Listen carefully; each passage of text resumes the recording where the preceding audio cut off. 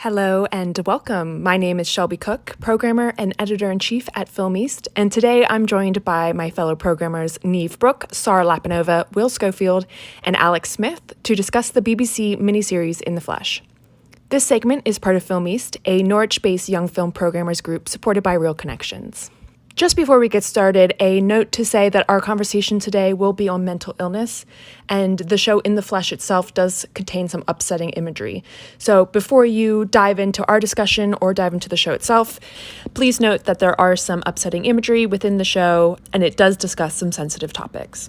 Before we get into the actual discussion, I just wanted to give you some plot background on In the Flesh in case you haven't seen it, and it will help to give some context to what we discussed today. So the show follows this unexplained supernatural event which leads to everyone who had died in 2009 rising from their graves, causing a war to break out between the living and the dead.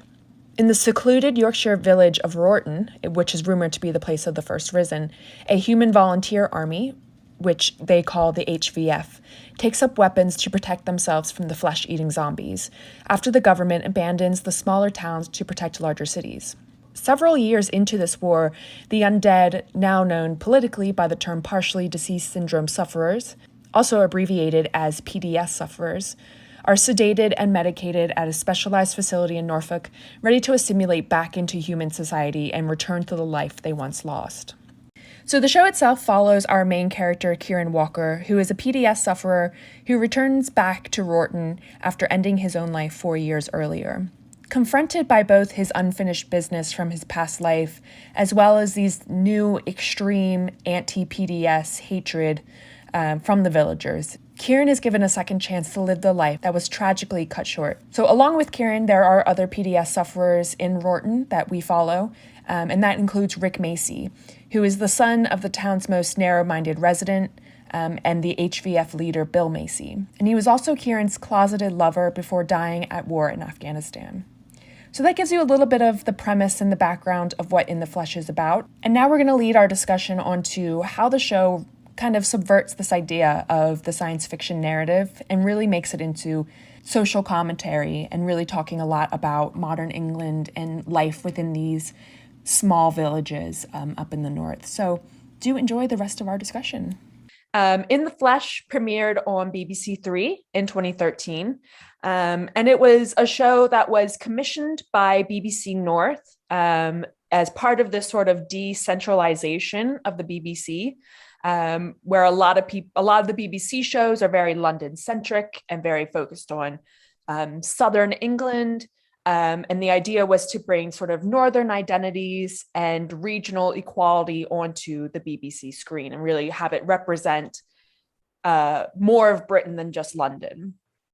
It was a show that was created during the time of the monster boom in films and TV. So at this sort of same time, you had Twilight, you had Being Human, Misfits, Teen Wolf, Vampire Diaries, Walking Dead. And it was sort of all of these shows that were making supernatural monsters human and putting them into these domestic situations and making them feel like real people and not just these monsters and the villains, which they typically are with something like Dracula or a werewolf in London type of thing. So upon first viewing, what did you guys think of the show?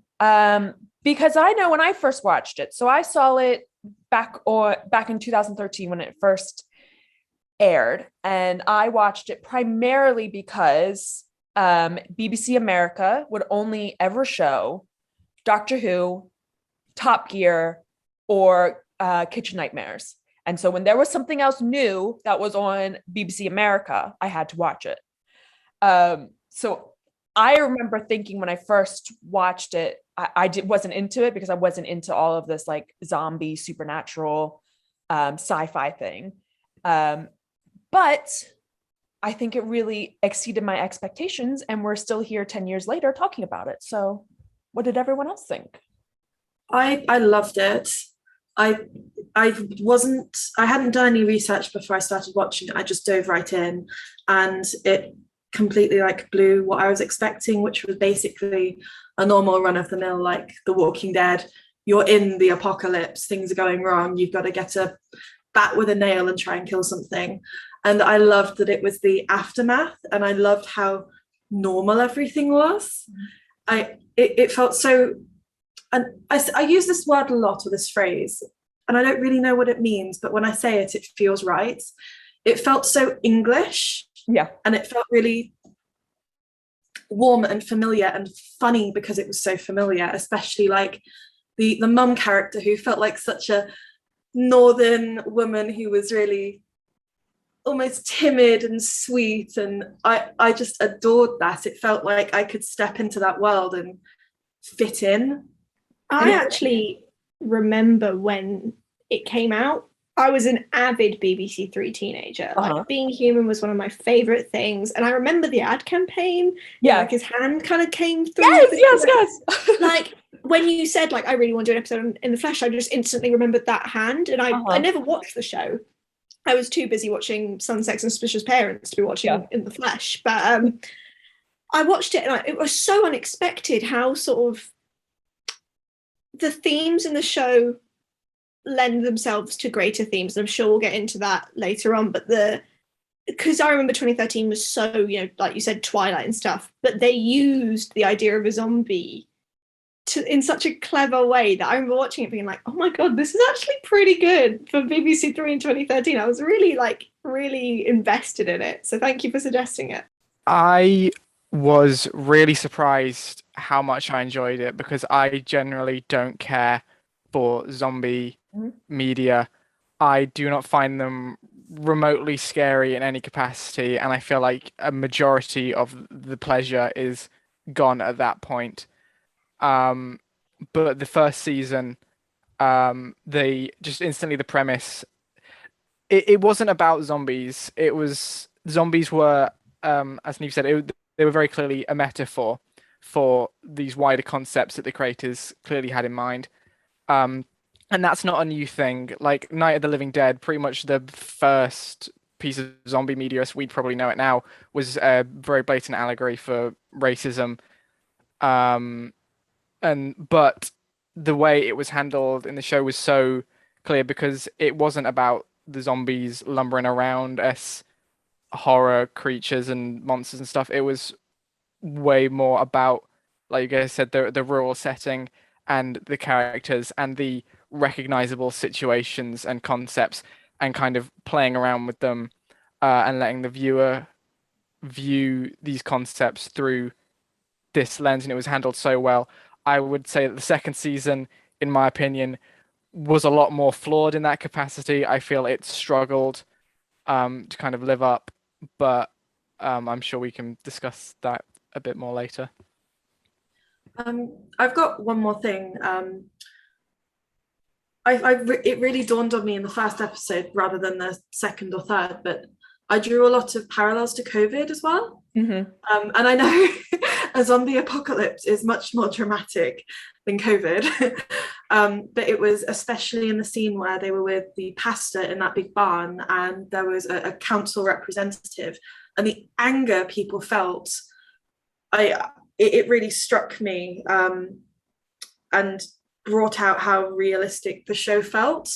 And I know they're very different situations, but it still represents a very wide global shift. And I was really shocked by how kind of on the head they got it. Especially they said 400,000 dead rose. That's very similar to some of the numbers we're seeing now. And I think I just really enjoyed that they didn't go too far with it. They knew when to rein it back and how to keep it as realistic as possible. It just kind of really shows how, I mean, this was made in 2013 before we had ever had a global pandemic in the 21st century, before a lot of, these race issues came up and these prejudice issues and Brexit and things like that. And it just shows how really timely and relevant, people, especially in the creative industries, were trying to get across about English society and British society and the flaws in these sort of underbelly rural areas within England that we're very much seeing come to life becoming more prominent now. So it's I think a series that's very timeless. So like Will said, we're going to be talking mostly about the first season, so the first 3 episodes. There is a second season that sort of delves more into like the lore and the science fiction elements of it, and more about like, you know, sort of character development and why the zombies rose and these different, you know, factions of society and cults that are coming out of it. Instead, we're going to focus mostly just on the first season and sort of looking at the metaphor for the zombie. So what the show is trying to convey, or having the zombies as the subject matter. So obviously in the series, the zombies are reassimilated back into society. So they are medicated. They're put into this treatment facility that is very similar to things you would see in, you know, asylums where everyone's dressed in white. They have to be handcuffed so they don't get out of control. They're all sedated, medicated. And so you begin to, from the very beginning of the show, begin to get this sort of image of mental illness or like criminal illness, sort of violence.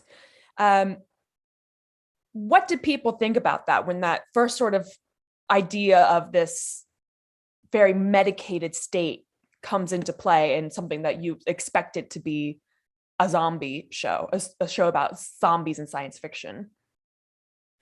I'm going to go really film student and kind of quickly twist, like talk about the science fiction zombie thing. There's the sort of the theory of the other. We're all film students, we know what we're talking about. And usually in science fiction, the other is used to represent our fears. So it's usually the villain.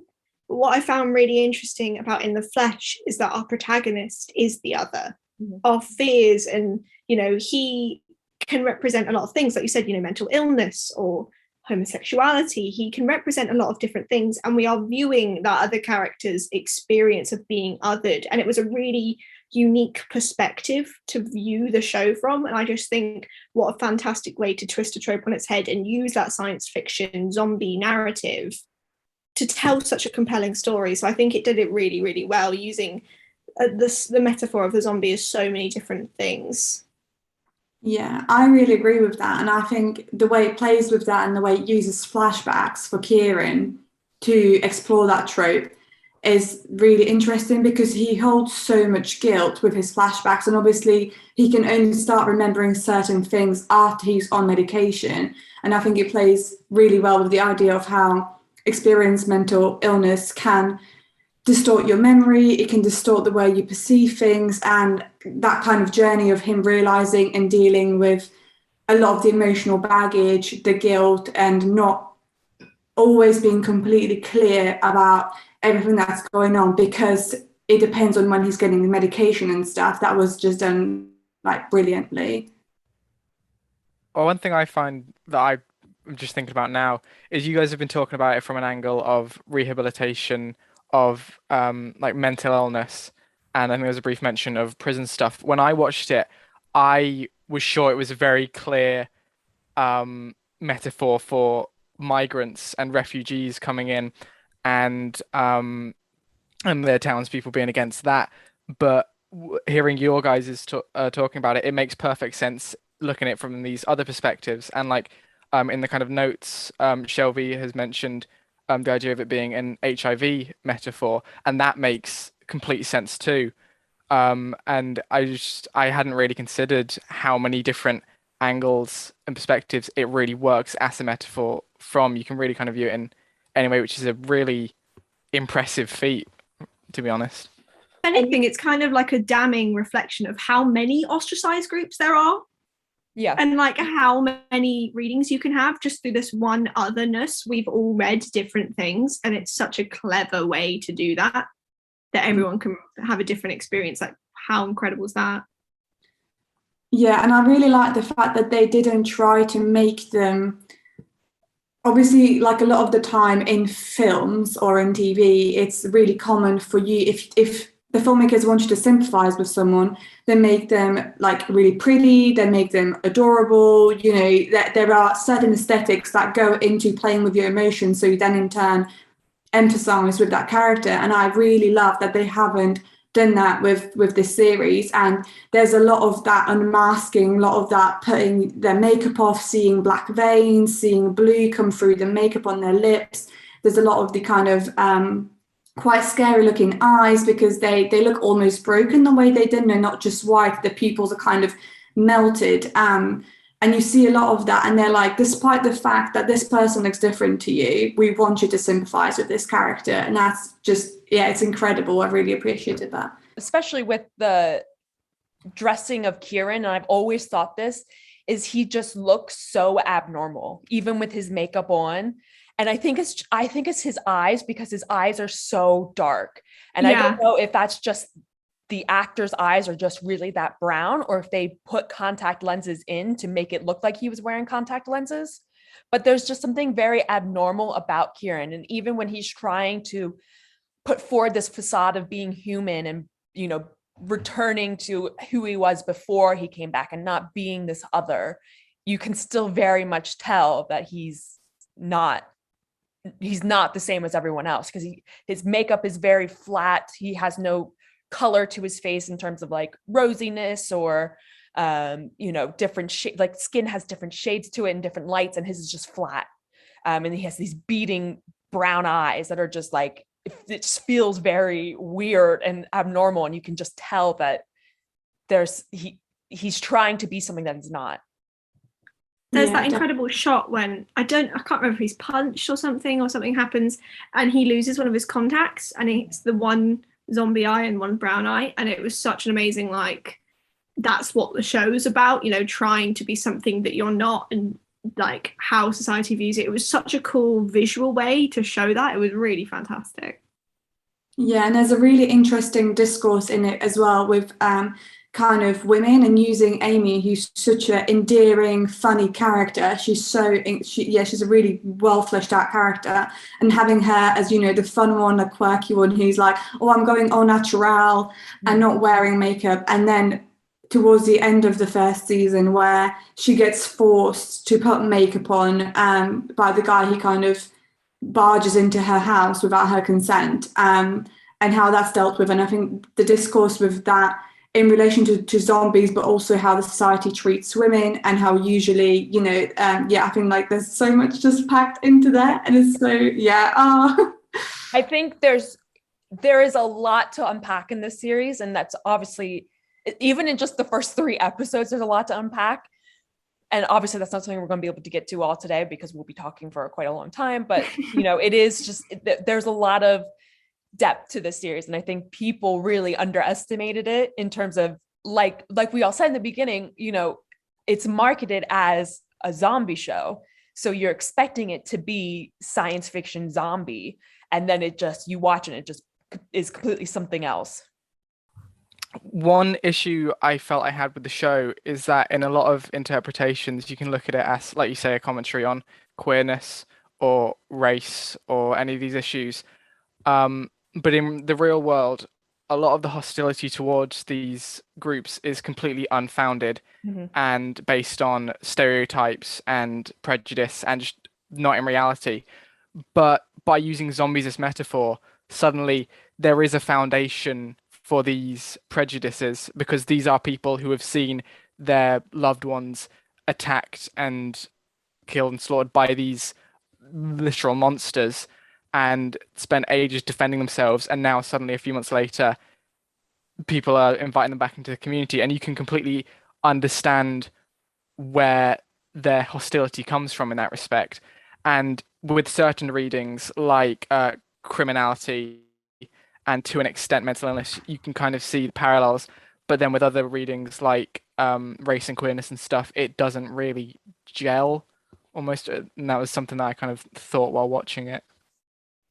I'd also really love to bring up, I can't for the life of me remember his name, nor his dad's, but Kieran's best friend and his dad's relationship throughout the entire 3 episodes was really interesting and really well done, because it's that kind of the other metaphor told through a father and son and toxic masculinity, and, you know, how this expectation of what a man should be, Rick and Bill, thank you, Shelby, how this father expects his son to be, and the soldier stereotype, this man's man, and how he's now in this unescapable acceptance position where he is the other, he can't escape from this, and the dad just can't cope.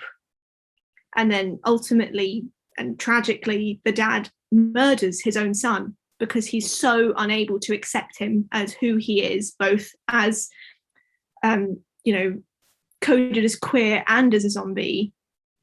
That's how it ends. And I think it was really, it's only sort of a background plot, it's not one of the main themes in the show, but it was really interesting to see through that zombie lens that father-son toxic masculinity relationship.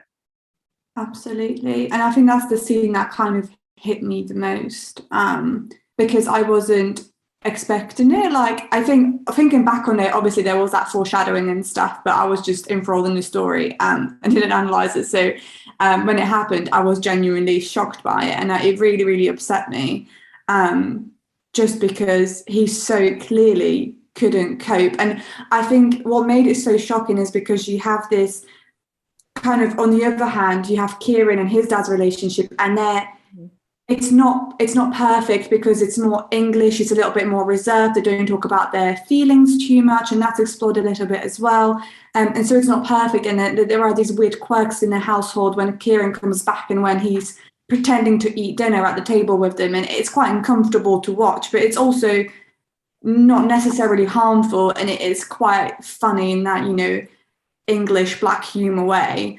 But then on the other hand, you have that very toxic relationship between Rick and his dad, and how that's when the kind of the real issues are happening, and how much you think Rick kind of, you know, he looks like the stereotypical person who's very much his own man, knows what he wants, but he's so, when he's with his dad, he just becomes like a boy, and he can't kind of stand his ground, and it's really, really heartbreaking to watch. And then having those two relationships comparatively was really interesting. Yeah, I definitely agree. And I think that contrast between Kieran's family, not necessarily wanting to accept that their son has come back as a zombie, but they're more accepting of him. I think if you do watch the second season, they do start to get a little nervous about him starting to be more liberated and more free in his identity and who he is, not wearing his makeup as much, and, you know, going around looking how he looks now as an undead person. But then comparing that to Rick and Bill's relationship, where Bill just outright refuses to say, my son has come back as a zombie. I mean, he's this sort of terror within this community, and he's this figurehead that's causing this community to be so paranoid and so aggressive and so violent towards PDS sufferers coming back into the community. There's this horrible scene at the end of the first episode where they find that someone's wife has come back and is living there, and they, you know, he's hiding his wife, and Bill comes and just murders her in plain blood, right out front of their house, because they don't want anyone different or any othered any PDS sufferers in this community. And so it's very much talks about the hypocrisy of it when Bill's son comes back, and, you know, they're just, everyone in the town's just meant to accept that, you know, Rick is back. And, you know, no one can talk about the fact, and that's brought up by the one character who's, you know, a little bit of the goofy HVF member. And he's like, but he is a PDS sufferer. Like, why are we not saying that? But like, because they can't, because this man has this complete control over this society and makes it really a toxic environment. And obviously that doesn't turn out well for them or the family, because when Rick has this coming out moment, which is coded, like you said, Neve, coded for his coming out as being gay to his father, his hyper masculine conservative father. But it's really him coming out and saying, look, this is really who I am. I am a zombie. I'm an undead person. And he kills him because he just can't accept the fact that, that's who his son is.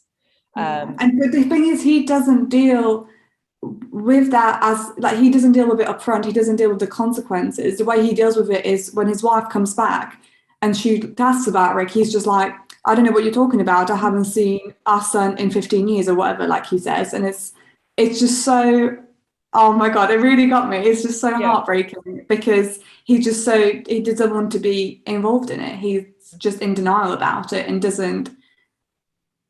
he doesn't confront it. And his way of dealing with it is just getting rid of him as opposed to actually, making steps to deal with it in some way. Even if that way was unhealthy, he just completely cancels it so he doesn't have to confront it in any way.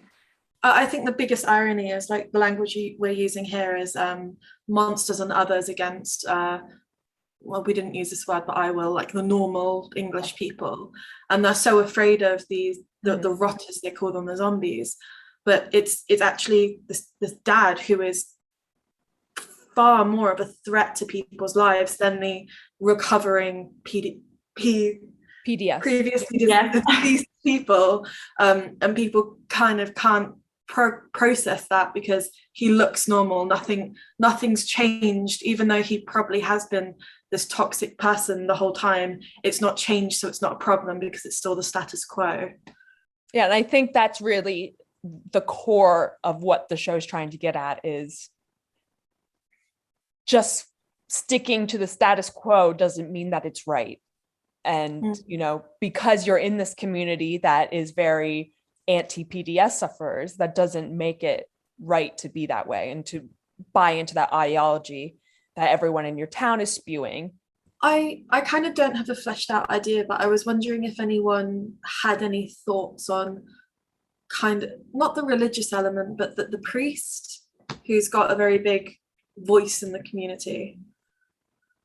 And I think that's touched on a lot in the second season as well, because you get into that idea of the cults, and you get into this idea of religion sort of being like this cult mentality, where you have the humans who are so against the PDS sufferers because of their religion and what their religion says, and they follow this ideology that if once all of the PDS, the first risen, are dead, and then the next, the pure will come back, all of this other nonsense. And then on the flip side, you have the PDS sufferers who are part of this undead liberation army, whose cult leader is saying the same thing. They're saying we have to kill the first risen in order to get more of us so that we can win this war. And it's just, it just brings out this conversation of like how stupid, cult ideologies are and how brainwashed you become.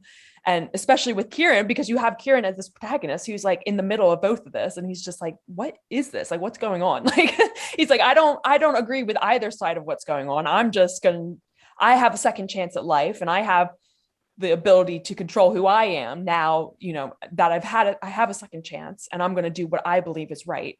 And he doesn't buy into either of these ideologies that, are being spewed at him, which I think is a really interesting way of addressing sort of, those extremist views in society. Hopefully you have enjoyed our brief discussion today. If you are interested in learning more about In the Flesh and our take on the series, you can visit our website to read my article on the show called Reassimilating the Other. If you are interested in contributing to our film and television blog, visit film-east.com/submissions for more information. To learn more about Film East and the Young Film Programmers, visit our website, film-east.com, or follow us on any of our social media, @films_east. Again, we're Film East, a Norwich-based young film programmers group supported by Reel Connections and part of Film Hub Southeast and the BFI Fan Network.